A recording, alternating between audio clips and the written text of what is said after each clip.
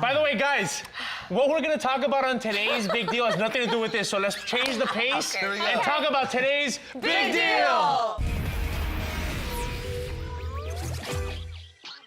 All right, guys, I don't know if you've heard, but Donald Trump is president, and a lot of people are angry about it, okay? Oh, honey, did you just wake up and smell the coffee? What's his name? So, you know, the Resistance has a name, and it's called The Resistance. I think it's a cool name. It's kind of ominous. The Resistance or the rejection? Because I'm like, where the hell did this term come from? No, the Resistance is basically resisting the, you know, his overreaching of power. Okay. Now, every president since George Bush, you know, has been subsequently using more and more executive power. Right. Donald Trump is not. He's quickening up the pace. He's doing things that are questionable. He's under investigation for certain things. He fired the FBI director, James Comey, which is funny because a lot of people paint Donald Trump as this threat to democracy, but then he fired someone who a lot of people said was a threat to democracy, and then it gets all entangled. Well, but let me think about that a little the bit. Resistance has a lot of levels. Let's talk about the surface level, which is SNL doing the, you know, the Trump and Spicer spoofs, and you know, the media kind of picking at him and scrutinizing some of the things that he's doing. Do you think it's working? Has it swayed a lot of people to, you know, definitely say, I'm not voting for this guy if I voted for him before, and if I didn't vote for him before, I'm not going to vote for him again? Or my resistance has been not talking about him anymore. I'm over him. I'm so over everything, and I know it sucks.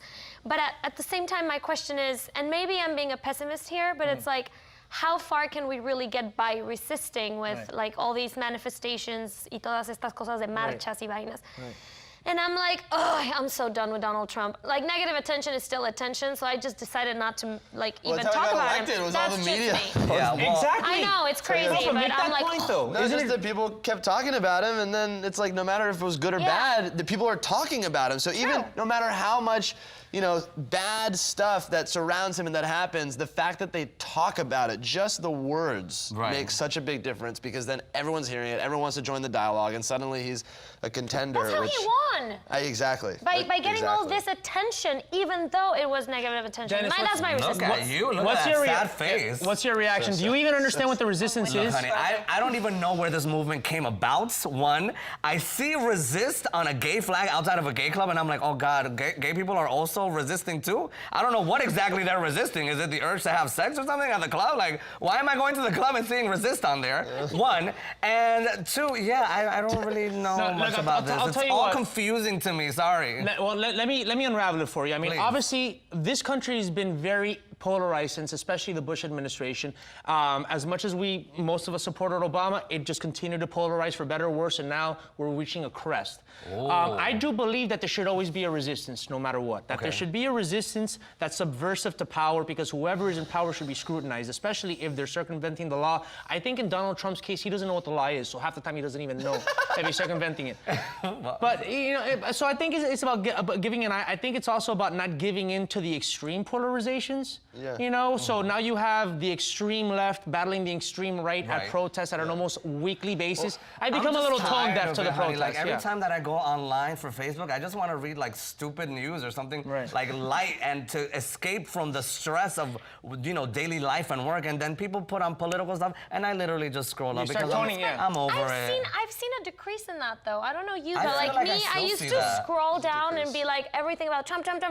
Now, not so much, and it's kind of refreshing. They interrupt my favorite talk shows in the morning to like go into a White House conference or whatnot. That's I'm like, true. Really? The news are still on it. Well, they did that for everybody. Go ahead. I just want to bring it back to what you were saying, because there are such extremes on the right and left right now, and I think the resistance that you're talking about is only working for some of the independents who maybe voted for Trump because they felt like they didn't know what to do, and now are realizing, oh my God, this is a terrible person. I don't know what I was thinking.